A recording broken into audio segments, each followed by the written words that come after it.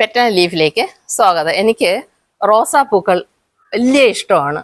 അത് പൂത്ത് നിൽക്കുന്നത് കാണാനും വളർത്തുവാനും ഒക്കെ. പക്ഷേ എനിക്കുള്ള ഒരു പരാധീനത എന്ന് പറഞ്ഞാൽ ഒരുപാട് സംരക്ഷണം ആവശ്യമാണ്.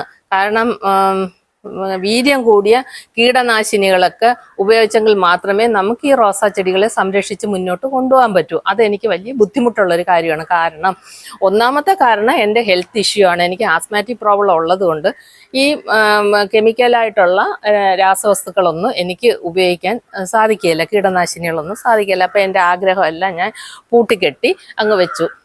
ഈ കെമിക്കൽ രാസവസ്തുക്കൾ ഉപയോഗിച്ച് കഴിയുമ്പോഴത്തേക്ക് നമ്മുടെ മണ്ണിലെ സൂക്ഷ്മജീവികളെല്ലാം നശിക്കും.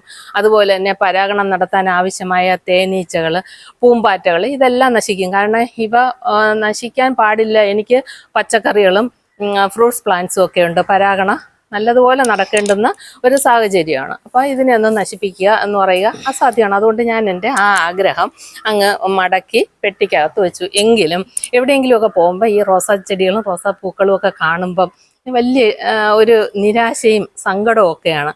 അപ്പം ഞാൻ അതിന് ഒരു പരിഹാരം കണ്ടെത്തി. ആദ്യം കുറച്ച് റോസാ ചെടികൾ വാങ്ങിച്ചുകൊണ്ട് വന്ന് ജൈവ കീടനാശിനികൾ പ്രയോഗിക്കാൻ തുടങ്ങി. അതായത് നമ്മുടെ വേപ്പെണ്ണ വെളുത്തുള്ളി മിശ്രിതമൊക്കെ. സത്യം പറയട്ടെ, ഈ പച്ചക്കറികൾക്ക് അത് വളരെ ഫലപ്രദമാണ്. റോസയ്ക്ക് പരാജയമായിട്ടാണ് എനിക്ക് തോന്നിയിട്ടുള്ളത് നമ്മുടെ ഈ ജൈവ കീടനാശിനികളൊക്കെ. അങ്ങനെയും ഒരു പ്രയാസത്തിലിരുന്നപ്പോഴാണ് ചെറിയ ഒരു ഐഡിയ എൻ്റെ മനസ്സിൽ വന്നത്. ഞാനത് പ്രായോഗികമാക്കി 100% സക്സസ് ആയി. പക്ഷെ നമുക്കൊരു ഇത്തിരി മെനക്കേടുണ്ട്. എല്ലാ ദിവസവും വൈകുന്നേരം നമ്മളത് ചെയ്യണം, കൃത്യമായിട്ട് ചെയ്യണം. രാവിലെ ആകുമ്പം അതെല്ലാം ആ ചെടികളുടെ നിന്ന് മാറ്റുകയൊക്കെ ചെയ്യണം. ഒരു 5 പൈസ ചിലവില്ലാതെ രാസ കീടനാശിനികളോ ജൈവ കീടനാശിനികളോ ഒന്നുമില്ലാതെ നമുക്ക് റോസാ ചെടികളുടെ മൊട്ടുകളെയും പൂക്കളെയും തളിരിലകളെയും ഒക്കെ സംരക്ഷിക്കാം. ഞാൻ അത് വളരെ നിസ്സാരമായിട്ട് നിങ്ങൾക്ക് തോന്നുന്നു എങ്കിലും നമുക്കത് എന്താണെന്ന് 3 കാര്യങ്ങൾ ചെയ്താൽ തന്നെ നമ്മുടെ റോസാ ചെടി നല്ല ഹെൽത്തി ആയിട്ട് വളരും. ഹെൽത്തി ആയി കഴിഞ്ഞാൽ കീടങ്ങളുടെ ആക്രമണവും ഒരു പരുവം വരെ നമുക്ക് കുറയ്ക്കാം. അതായത് കണ്ടോ, ഇത് കാണിക്കണമെന്നുള്ളത് കൊണ്ടാണ് ഇത് വെട്ടായിരുന്നത്. ഇത് ഷൂട്ടുകൾ നമ്മളിത് വെട്ടി മാറ്റണം. പൂ കഴിഞ്ഞത് കുറച്ച് താഴെ വെച്ച് തന്നെ, അതുപോലെ തന്നെ ആരോഗ്യമില്ലാത്ത ഷൂട്ടുകൾ ഇതൊക്കെ നമ്മൾ വെട്ടിമാറ്റണം. ഷൂട്ട് വെട്ടി മാറ്റിയതിന് ശേഷം അവിടെ നമ്മളൊരു ഫംഗിസൈഡ് തേച്ച് കൊടുക്കുകയാണെങ്കിൽ ഇത് ചെറിയ പ്രാണികൾ വന്ന് നീരൂറ്റി പോവില്ലേ, അതിനെയൊക്കെ നമുക്ക് മാറ്റാനായിട്ട് സാധിക്കും. കറക്റ്റ് ആയിട്ട് പ്രൂൺ ചെയ്യുക മസ്റ്റാണ്. ഇതിനെ നമുക്ക് ഈ രീതിയിൽ തന്നെ സംരക്ഷിക്കാം. വാട്ടറിങ്, വെള്ളം അതിൻ്റെ കൊടുക്കേണ്ട രീതിയിൽ വെള്ളം കൊടുക്കണം. അതിന് കൊടുക്കേണ്ടുന്ന ഫെർട്ടിലൈസറുകളും കൊടുക്കണം. അതിനുശേഷം ഞാൻ ചെയ്യുന്നത് ഇത് നോക്കിക്കേ, ഒരു പൈസ നമുക്ക് ചിലവില്ലാത്ത ഒരു സാധനമാണ് ഇത്. നമ്മുടെ ചെറിയ ഉള്ളി, വെളുത്തുള്ളിയൊക്കെ സൂപ്പർ മാർക്കറ്റിൽ നിന്ന് കിട്ടുന്ന ഒരു കവറാണ്.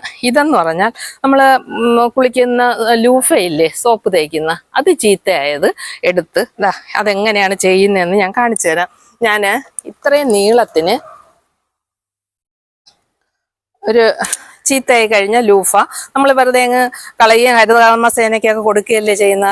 ഇത്ര നീളം എടുക്കണം. ഇത്ര നീളത്തിന് നമ്മളത് കട്ട് ചെയ്യും. കട്ട് ചെയ്തിട്ട് ഇവിടെ ചെറിയൊരു കെട്ടം ഇട്ട് കൊടുത്താൽ മതി. കെട്ടഴിഞ്ഞു പോകുമ്പോൾ വീണ്ടും, കാരണം തീയിലൊക്കെ കാണിച്ചു കഴിഞ്ഞാൽ അത് നമ്മുടെ ആരോഗ്യത്തിന് ഹാനികരമല്ലേ. ഇത്രയേ ഉള്ളൂ. ഒരു തൊപ്പി പോലെ ആയി. കണ്ടോ, നല്ല സോഫ്റ്റ് മെറ്റീരിയലുമാണ് ഈ ലൂഫ് എന്ന് പറയുമ്പോൾ. അതിനെ നമ്മൾ സന്ധ്യ ആകുമ്പോൾ ഇതേപോലെ കവർ ചെയ്തങ്ങ് വയ്ക്കും. കണ്ടോ, ഓരോന്നായിട്ട് നമ്മളിതിന് കവർ ഇട്ട് കൊടുക്കും. തളിരിലകൾക്കും മൊട്ടിനും മാത്രം ഇങ്ങനെ കവർ ഇട്ട് കൊടുത്താൽ മതി.